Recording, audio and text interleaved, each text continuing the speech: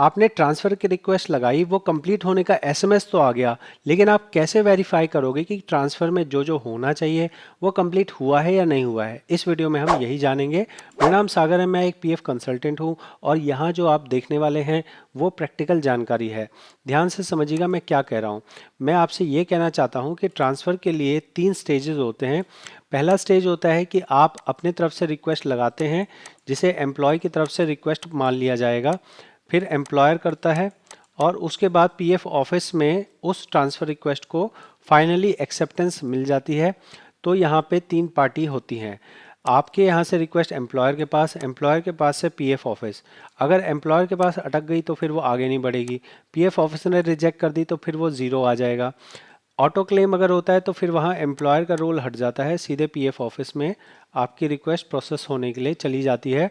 वहाँ पे आपका भी कोई रोल नहीं रहता है, अपने आप रिक्वेस्ट चली जाती है। यहाँ मैं बात कर रहा हूँ कि अगर मान लीजिए पीएफ ऑफिस ने एक्सेप्ट कर लिया, उसके बाद आप कैसे समझोगे कि वो कंप्लीट हो गया? इसके लिए आपके पास जो है 2 तरीके हैं। पहला तरीका है मेंबर होम पे आना है। उम्मीद करूँगा आपको आता होगा। मेंबर होम पे यूएन नंबर पासवर्ड डाल के लॉगिन करना। यहाँ पे ऑनलाइन सर्विस पे जाएंगे, ट्रैक क्लेम स्टेटस में जाएंगे। यहाँ पे नीचे आ जाना है तो यहाँ आपको दिखेगा ट्रांसफ़र क्लेम स्टेटस। यहाँ एक्सेप्टेड बाय फील्ड ऑफिस है। एक तो तरीका हो गया ये देखने का। दूसरा हो गया आपको एसएमएस आ जाएगा।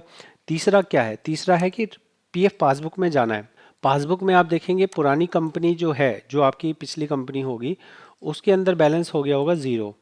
उसके अंदर आप देख पा रहे हैं यहाँ पे हमारा बैलेंस ज़ीरो दिखा रहा है। तो ये ज़ीरो जो है वो दिखाता है कि इस जगह से, इस वाली कंपनी से पैसा निकल गया।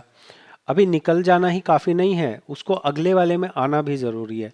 तो पासबुक पे जाएंगे और आपकी लेटेस्ट पासबुक में जाना है। लेटेस्ट मतलब अभी वाली जो पासबुक है जहाँ पे पैसा आया है, वहाँ पे क्रेडिट हुआ कि नहीं हुआ, एंट्री क्रेडिट होने की होनी चाहिए। तो इसको हम नीचे आएंगे। नीचे आएंगे तो हमें दिख रहा है ट्रांसफ़र आने की एंट्री, ट्रांसफ़र इन, ट्रांसफ़र इन। अभी ये 2 बार क्यों है? देखिए, आप जब आपका ट्रांसफ़र होता है तो यहाँ सब्जेक्ट टू वेरिफिकेशन लिखा रहता है। जैसे ये लिखा है ना ट्रांसफ़र इन, इसके आगे एक लाइन लंबी सी होती है, यहाँ लिखा आता है transfer is credit to subject to verification. जब तक ये लाइन लिखी है तब तक आपका ट्रांसफ़र कंप्लीट नहीं हुआ है। आपको वेट करना है इस तरह के 2 डिस्ट्रीब्यूट होने में, जहाँ आपका जो पीएफ है वो 2 हिस्सों में बट जाए। एक जगह लिखा हो ट्रांसफ़र इन और दूसरे जगह लिखा हो इंटरेस्ट अमाउंट ओनली। तो ये जब 2 हिस्सों में बट जाए उसके बाद ही आपका ट्रांसफ़र कंप्लीट होता है। आपको ऐसा भी लग सकता है कि भाई यहाँ जो मेरा पैसा आया है वो पीएफ का तो आया है लेकिन पेंशन का नहीं आया है। तो आप देखेंगे तो यहाँ पे हमारा पीएफ का अमाउंट दिख रहा है, पेंशन का अमाउंट कुछ नहीं दिख रहा। तो उसको समझने का सिंपल सा तरीका है कि पेंशन का जो अमाउंट है वो कभी भी आपकी पुरानी पासबुक से निकल के नए में नहीं आता है। जितना अमाउंट आपके पेंशन में पुराने में था वो वहीं पे रहेगा, वो आपके अगली पासबुक में रिफ्लेक्ट नहीं करेगा।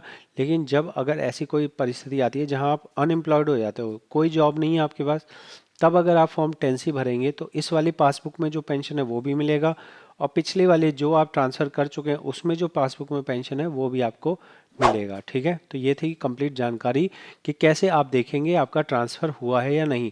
अब यहाँ पे गलतियाँ क्या क्या होती हैं, गलतियाँ समझ लीजिए और कुछ जो परेशानियाँ हैं वो क्या होती हैं। परेशानी नंबर 1, सबसे बड़ी परेशानी होती है कि आपका ट्रांसफ़र दिख गया, कि आपको एसएमएस आ गया ट्रांसफ़र आपका हो गया, लेकिन नई वाली पासबुक में शो ही नहीं कर रहा। तो वो क्या होता है, वो ये होता है कि पीएफ वाले ना इतने एडवांस नहीं है, तो ये पासबुक को ना एक दिन में अपडेट नहीं करते हैं। कई बार 2 दिन, 3 दिन, 4 दिन, 5 दिन, 10 दिन भी लगा देते हैं आपकी पासबुक को अपडेट करने में। पुरानी पासबुक से आपका सेटल हो गया, वहाँ ज़ीरो हो गया, यहाँ नहीं आया, 5-7 दिन का इंतज़ार करना पड़ सकता है। इंतज़ार कर लीजिए।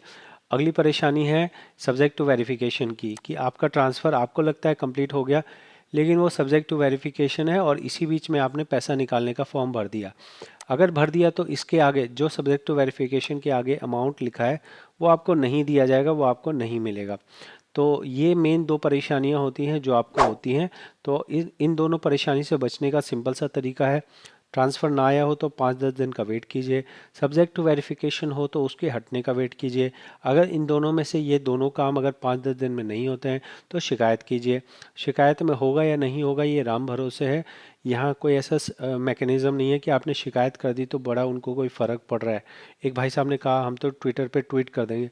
अरे कर लो भाई, बहुत मोटी चमड़ी है इनकी, ट्विटर कर लो, कुछ कर लो, इनको जो है ज़्यादा फ़र्क नहीं पड़ता है। बाकी आपके केस में हो सकता है कि आपको बेनिफिट हो जाए तो वो आप ट्राई ज़रूर कर सकते हैं। मैं तो ये कहता हूँ कि जो 90% केस में ग्रीवेंस लगाने से कोई फ़र्क नहीं पड़ता है, लेकिन आपके केस में आप जो एफर्ट करना चाहें ज़रूर से कर सकते हैं। लेकिन ध्यान रखिएगा सब्जेक्ट टू वेरिफिकेशन हटना बहुत ज़रूरी है। वैल्यू अगले पासबुक में आना बहुत ज़रूरी है। बहुत बार क्या होता है, वैल्यू ठीक से ट्रांसफ़र नहीं हुई, बंदे ने आगे विड्रॉ करने के लिए लगा दिया, पुराने आईडी के पैसे फंस गए, नए आईडी के पैसे आ गए। ठीक है, कंप्लीट जानकारी अगर लगी हो आपको, मेहनत करके आपके लिए वीडियो बनाई जाती है। सपोर्ट करने के लिए सब्सक्राइब ज़रूर करें। बहुत छोटी सी चीज़ है यार, मैं आपको ऐसी चीज़ बता रहा हूँ जो आपको इंटरनेट पे शायद ही कहीं कोई चैनल बताए। तो ऐसे में आपको सपोर्ट करना तो बनता है, सब्सक्राइब कर दीजिए और कमेंट में अगर कोई सुझाव हो तो दे सकते हैं। मैं मिलूँगा अगली वीडियो में। बहुत बहुत धन्यवाद।